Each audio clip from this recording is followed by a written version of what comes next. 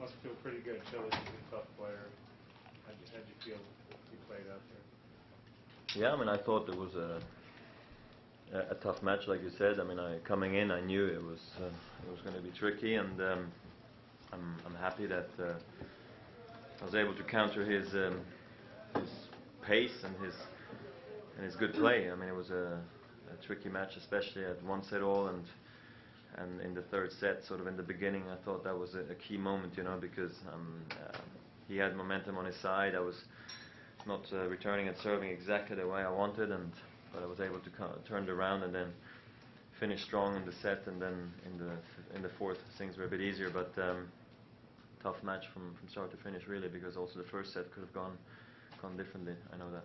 Roger, you play mostly night matches here. What's it like playing at 1 in the afternoon when the stadium is only half filled? It then gets more filled, obviously, during the match. But is it different? No, I think it's 50-50 here when I come to New York, day and night. I mean, they can't put you every time night session, because I think it's good to mix it up. And then I think also obviously CBS comes in on the weekend, so then they request me to play during the day sometimes. But this is kind of how we practice, you know, during the daytime, 90% of the time. So it feels almost more natural to play during the day than at night. At night, you just know it's just electricity.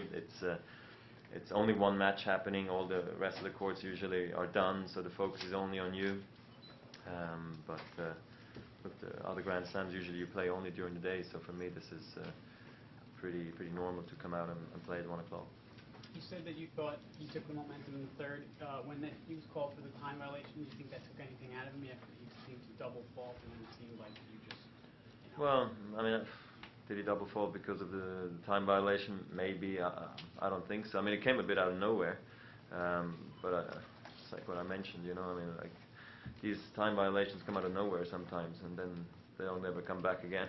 So it's look, I mean, if he was really taking too much time, I think it's correct that you warn a guy, but then you should just stay tough, you know, and also go to point penalty. But I think Marin was playing pretty quick, you know, like I was, and it was a tough call, but I guess fair.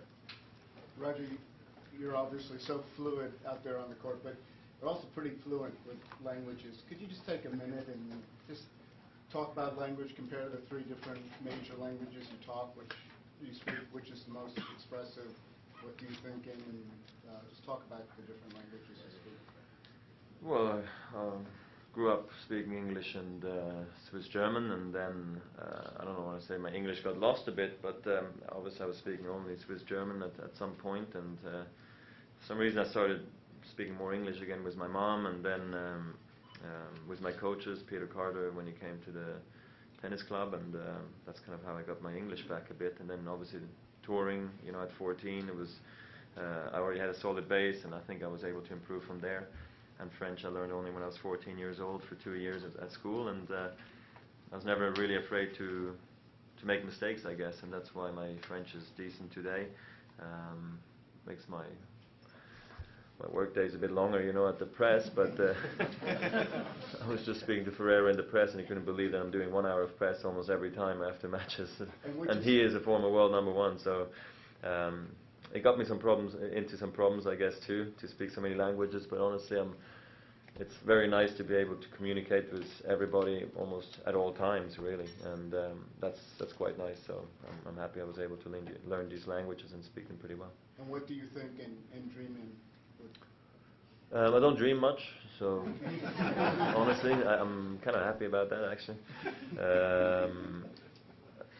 I mean, Swiss German is my #1 language, and then English follows right after that, and French is a bit trickier for me, but I guess when I do speak with a lot of French guys, I start maybe thinking in French. I'm not sure.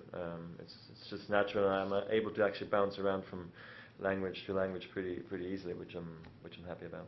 Roger, I noticed the tie-break stats, which you are world leader of all time. Can you talk a little about what goes through your mind when in a tie-break, and can you practice for it anyhow? Well, I mean, in practice, actually, do play quite a bit of tiebreakers, because you usually finish with, okay, let's play one more tiebreak, you know.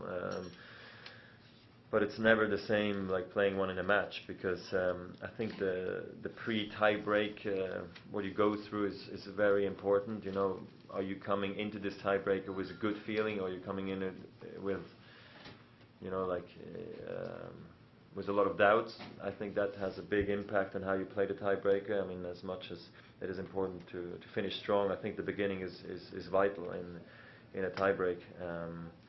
People always say the big servers have an advantage. Maybe to a degree, I think that's the case. But I just think try to take all the right decisions in that very short period of time you have left in a tiebreaker. I mean, I've messed up many tiebreakers in my life, but I'm happy also I played some great ones. Like for instance, I don't know, the French Open final one against Sodling, where I think I hit 3 or 4 aces and everything kind of worked. So you just hope they happen at the right time, and actually Grand Slam's tiebreak record is actually, I think, very good, so that's key. Roger, what are your thoughts on and observations of the career of Donald Young and his recent progress? I mean, never practiced with him, so honestly I don't know him very well, even as a person. It's just, hey, what's going on kind of thing, so it's pretty relaxed. But I saw a bit of the match with Wawrinka, which was hard to watch because at the end he ended up losing.